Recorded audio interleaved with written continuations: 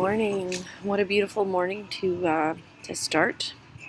Here in Edmonton, it's sunny, a little bit of a breeze, not too cold, not too hot. So we're going to dive into health, wellness, and you. And this is the last PowerPoint in terms of material that you will need to have familiarized yourself with for the midterm on Monday, but more importantly for teaching PE. Alright, so here's our overview. The Health and Life Skills Program of Study, Health Literacy, the Dimensions of Wellness, Healthy School Communities and Comprehensive School Health, and Wellness and You. So the Health and Life Skills Program of Study is very similar to the Phys Ed Program of Study, written primarily by the same authors in 2000. It also has an aim to enable students to make well-informed, healthy choices and to develop behaviors that contribute to the well-being of self and others. So the foundation topics in the curriculum are comprehensive school health, responsible healthy choices, and everyone's favorite, human sexuality education. Right now, currently, that's for grade 4 to 9. If the new curriculum revisions stay with the new government, we will hopefully be looking at human sexuality K through 12 or K through 9 and normalizing that conversation, but we'll get into that another time. So health and life skills. This is learning about the habits and behaviors and interactions related to mental, physical, social, and emotional health.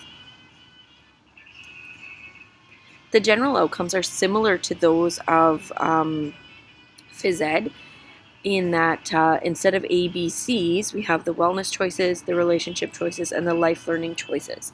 And then underneath those general outcomes, we have some specific outcomes pertaining to personal health, safety and responsibility, understanding and expressing feelings, interactions, group roles and processes, learning strategies, life roles and career development, and volunteerism. Now, keeping in mind, as I mentioned before, when you look especially at the B benefits health of the Phys Ed program of studies, you will find some similarities and overlap. So if you are able to take advantage of those similarities, and on the E class, I've shared a document that tells you about where you can best match up health outcomes and Phys Ed outcomes. So essentially what we're looking at doing is moving beyond being a physical educator. We want to look at comprehensive school health, holistic health for the whole child. So that's taking the Health and Life Skills program with Phys Ed and creating in the students health and wellness leadership. So the example here is like using health outcomes in your PE planning for like relay races, and they have to go get healthy items and bring back something from all food groups. Now that being said, the new food guide doesn't outline food groups. So if food groups don't apply, or if that's not something that you would like to emphasize in your classes, but you want to look at just choose sometimes, choose most often, and I'm forgetting my third category in the nutrition guidelines. Anyways, I will introduce you to the nutrition guidelines when I see you face to face. But I think healthy choices, choose sometimes, choose most often. No, that's not right. Anyways, so you could have that as a relay race.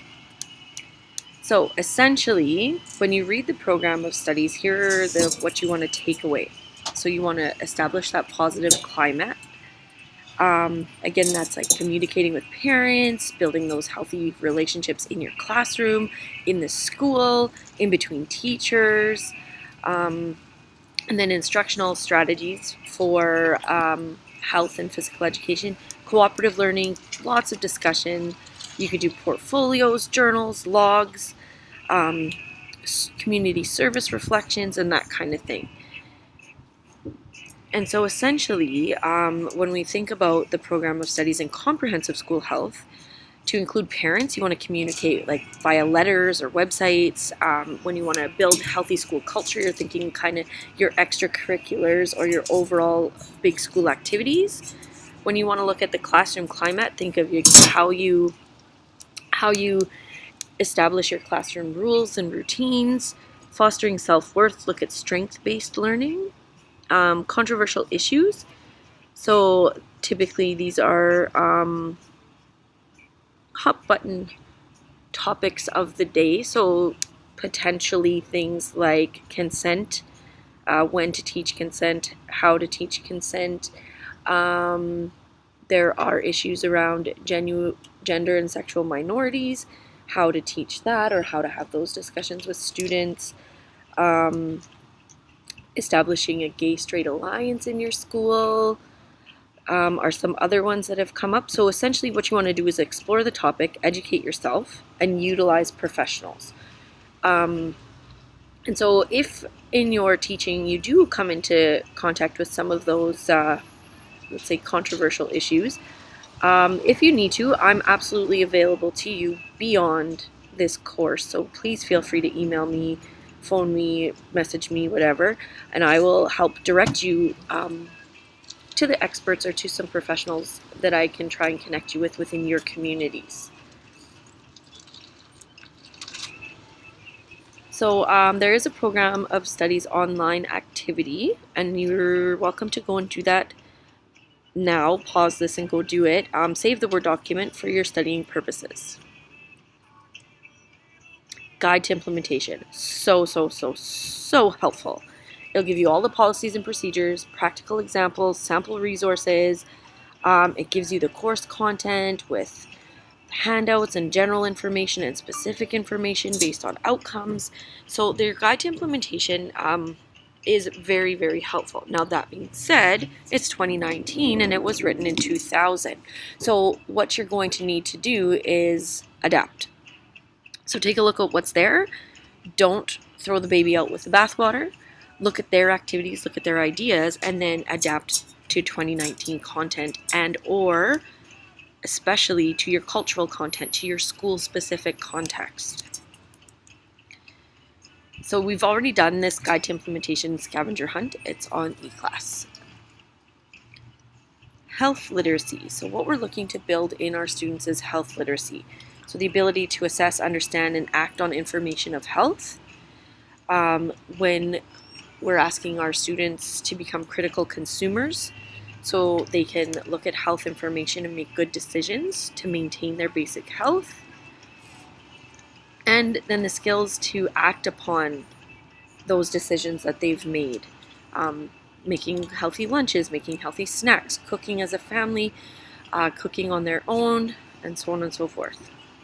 So what is health literacy? Here's a nice little infographic. It's cut off, I see here in the screen, but on your PowerPoints it'll be full. So it's your health plus all the health and healthcare information that's out there that you take to make your health decisions. You can make that on your own or with others. And then you're going to take healthy steps and healthy actions to feel good about your overall mental health, social health, emotional health, and physical health. Why do kids need this? Well, if we look at our world today, we are more and more disconnected. So especially in terms of social and emotional health, we need to facilitate and to guide students through these steps and processes. And think about how you and your school, your community can contribute to your students' health. So these are just some infographics we provided for you that if you are doing the posters for your final project, you're welcome to use them. Or as you move forward in your teaching, if you want to share these infographics with parents, it's just some infographics and pictures on health literacy and what makes us sick. And typically, half of your health story comes from your life, your income, early childhood development, disability, education, social interactions, gender, employment and working conditions. This is more for adults, race, indigenous status, food, housing, and community. That's what's going to make up 50% of your health. And then healthcare, biology, and environment make up the rest of the 50%. So there are so many things that we can teach families and students and communities that they do have control over and that they can use to their advantage or work towards a more healthy lifestyle. Here are some other ways of looking at health. This is particularly focusing on weight management or being overfat, the percentage of people who are obese or underweight. So you can see there that there's international factors, national factors, community and local factors, work, school, and home factors, individual factors, and then this leads us to the overall population. So where we can really make a difference as educators is here in these three areas, in the community and locality factors, the work, school, home factors, and individual factors. Working on comprehensive school health plans with students, families, other staff members, and then the community, looking at what can we source locally. So what? What does this mean for you as a teacher? And it's a lot. I know as classroom teachers, we are always called to do more. So basically what we're looking for is for you to get to know your students, which we've said over and over and over, and the community. And then together with students, families, community, and the school, you can create a culture that supports and advocates for health literacy and physical literacy so that students are getting the same messages in the classroom, at home, and in the community. So these are the dimensions of health. So there's the mental or intellectual, the environmental, emotional, social, physical, spiritual, and occupational. So all of these dimensions of health affect the individuals. So what we want to do is encourage students to think about their life journeys and their health journeys, and how can they use what is their strength-based approach in their environment to create a healthy situation for themselves. Mentally, intellectually, what do they know? And based on that knowledge, can they make physical changes and social changes within their families and within themselves about what decisions they're making and acting upon? Emotional and spiritual, for me, go together. So taking that time to pray, to meditate, to be with others, using those social and emotional connections to ensure that they're feeling supported and strong. And then occupational, for this is more for parents and for us. What are we doing in our workplaces to ensure that we're creating a healthy culture for everybody? So that's lots of sit and lecture, stand and deliver type things. So this wellness drive, I'd love for you to actually get up and do this. If we were together in class, we would be doing it. If I know some of you are together, like in the classroom, so stand up and have a dance party. This little video clip here is Tracy Lockwood doing the wellness drive. So enjoy.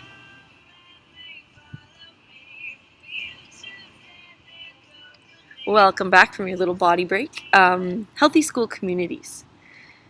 So if you look, it says, does your ability match this stunt?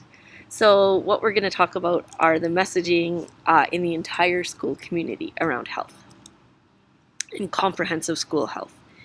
So healthy kids, we know from all the research, are better learners. So what is comprehensive school health? Essentially, it's made up of 4 components: the social and physical environment of the school, of the community, the teaching and learning that's happening in the classroom, healthy school policies, this is at district level and school level, and then the partnerships and services that you can create and forge in your community. So here's a breakdown of what each of those are and some ideas for you to build on your comprehensive school health. So like I said, those students are getting the same messages in the school, in the classroom, the physical school space, at home, and in the community.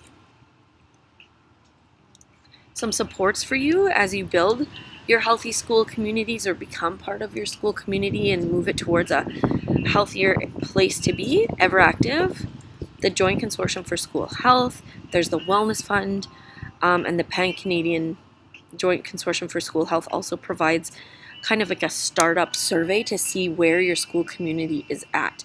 And then based on that baseline survey, there's funding that you can apply for to help build on whatever your school needs are to become a healthier, safer space. And again, once this course is done, I am still here. Email me. Like, we don't have time in a condensed course for me to go through with you how to apply for all these grants. But if it's something you end up needing or wanting to do once you get into a school, please contact me. I will help you every step of the way. Now, you, the Bank of Wellness, your wellness. You cannot be the best teacher you can be if you're not taking care of yourself. And I love that in your values discussions, a lot of you talked about valuing yourself, and thank you for being honest and keep that with you throughout your career. So essentially your Bank of Wellness is your wellness account. There are ways to make deposits, and there are lots of things that make withdrawals. So at the beginning of the year, you've just had summer. Your deposits are usually pretty high. We're excited to get back into school. So you've made deposits in your physical health, your mental health, your occupational health. September is so wonderful.